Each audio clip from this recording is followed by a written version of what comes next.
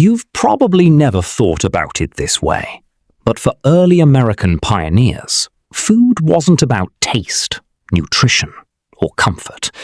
It was about one thing only: making it to tomorrow, alive.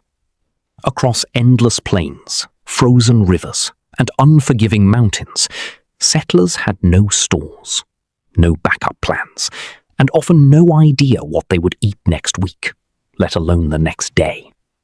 And that's where things get disturbing, because some of the foods they relied on were so extreme, so strange, and so dangerous that today you'd question how anyone survived at all.